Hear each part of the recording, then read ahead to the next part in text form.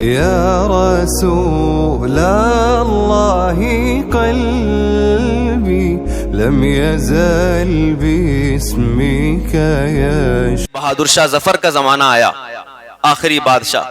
اس بادشاہ کے زمانے میں بھی لوگوں کو شہ دی گئی اور یہ چند انگریزوں کو بلایا گیا اور انگریز یہاں پر آئے.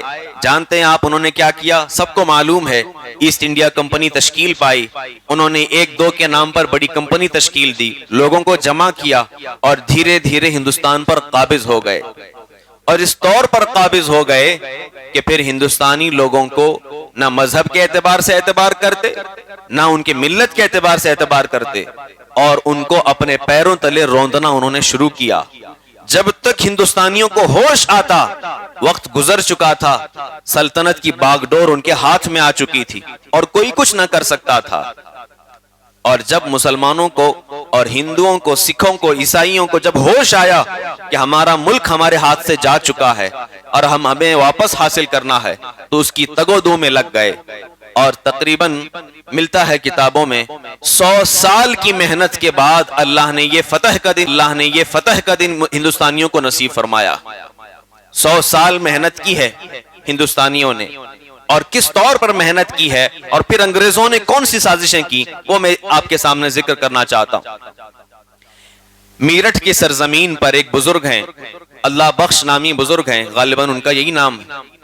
انہوں نے سب سے پہلے لوگوں کو جمع کرنا شروع کیا اور لوگوں کو بتانا شروع کیا کہ دیکھو یہ انگریز آئے ہیں اور ہمیں ایسے پریشان کن حالات میں مبتلا کر چکے ہیں کہ ہمارا جینا دشوار ہے.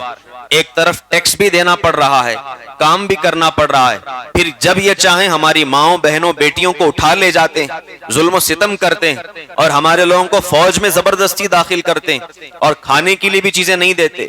دھیرے دھیرے غلامی کا رواج آتا جا رہا ہے اور ہمارے جو بڑے افسران ہیں وہ بھی نااہل ہو گئے ہیں اور کسی کے اندر بولنے کی ہمت نہیں ہے. لوگوں کو بیدار کرنا شروع کیا. میرٹھ کی سرزمین پر کئی لوگ جمع ہونا شروع ہوئے. ہندوستانی مسلمانوں کو قرآن پر ہاتھ رکھ کر کے حلف اٹھایا گیا اور ہندوؤں کو ان کی گیتا پر ہاتھ رکھ کر کے حلف لیا گیا اور سکھوں کو ان کی کتاب پر، عیسائیوں کو ان کی کتاب پر، بلا تفریق مذہب و ملت ہر ایک کو اس بات پر حلف اٹھایا گیا کہ تم سب سے پہلے ہندوستانی ہو، اپنے مذہب و ملت کے انتشار کو اپنی طرف رکھو اور تم ہندوستانی ہونے کے ناطے لڑنا شروع کرو. ایک اتحاد شروع ہوا میرٹھ کی سرزمین سے، بات پھیلی اور اس کے بعد لوگوں کے درمیان پھیلنے لگ گئی. کچھ کوششیں ہونے لگیں، لوگوں کو مارا گیا، کاٹا گیا، قتل کیا گیا، کچھ لوگ شہید بھی ہوئے، کچھ لوگ غازیان ہندوستان بھی کہلائے. آخر کار جب بات بہت زیادہ بڑھ گئی اور انگریزوں کی طرف سے ظلم بہت زیادہ ہو گیا تو 1857 میں علامہ فضل خیر آبادی نے سب سے پہلے دلی کی سرزمین، دلی کی جامع مسجد سے جمعہ کی نماز کے بعد جہاد کا اعلان جاری فرمایا. آپ نے فتوی جہاد جاری فرمایا اور پورے ہندوستانی مسلمانوں سے ارشاد فرمایا کہ اے لوگو، اسلام میں جو فرائض ہیں ان میں سے ایک اہم فریضہ جہاد بھی ہے، جس کے کچھ لوازمات ہیں. اگر وہ لوازمات پورے ہو جاتے ہیں تو جہاد فرض ہو جاتا ہے. مثال کے طور پر رمضان جیسے ہی داخل ہوتا ہے آپ پر وہ روزہ فرض ہو جاتا ہے. بنا رمضان کے روزہ آپ پر فرض نہیں ہوتا. بنا افطار کے وقت کے اس سے پہلے آپ افطاری نہیں کر سکتے. بنا سحری کے وقت سے پہلے آپ سحری نہیں کر سکتے. ہر چیز کے کچھ لوازمات ہوتے ہیں. فجر کے لیے، ظہر کے لیے، عصر کے لیے ان اوقات کا ہونا ضروری ہے. اسی طور پر انہوں نے یہ اعلان فرمایا کہ ہندوستان میں ایسے حالات آ چکے ہیں اسلام پر کہ اب تمہیں ان لوازمات کی بنیاد پر جہاد تم پر فرض ہو گیا ہے. علامہ فضل خیر آبادی کا جب یہ اعلان ہوا تو بتایا جاتا ہے کہ ہندوستان کا بچہ ہندوستان کی آزادی کے لیے جہاد کے نام پر گھر سے نکل پڑا.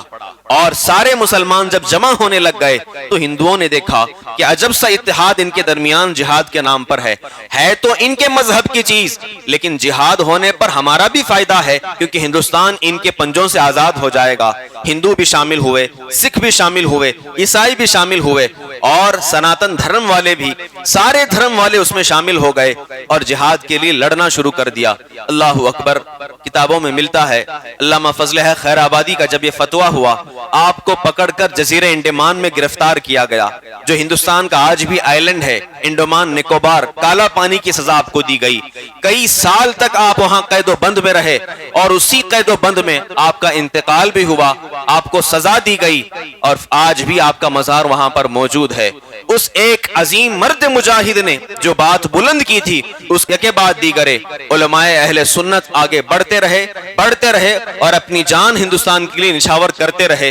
کتابوں میں یہاں تک ملتا ہے کہ جب ایک وقت ایسا آیا کہ ہندوستان کے انگریز فوراً مسلمانوں کو قتل کے لیے آگے بڑھانے لگے اور یکے بعد دیگرے علماء اہل سنت کو قتل کرنے لگ گئے، تو روایات میں ملتا ہے کہ ایک وقت ایسا بھی آیا کہ ہم نے دیکھا کہ دلی کے چاندنی چوک سے لے کر لاہور کے بازار تک 30,000 علماء اہل سنت کی لاشوں کو درختوں پر لٹکایا گیا تھا۔ آج بھی کتابوں میں لکھا ہے، یہ نہیں کہ صرف مسلمانوں کی کتابوں میں لکھا ہے، بلکہ جنہوں نے بھی ہندوستان کی تاریخ لکھی ہے، جو اصل تاریخ، یہ بھگوا والوں کی تاریخ نہیں، اصلی جو تاریخ لکھی ہے اس میں یہ چیز لکھی ہوئی۔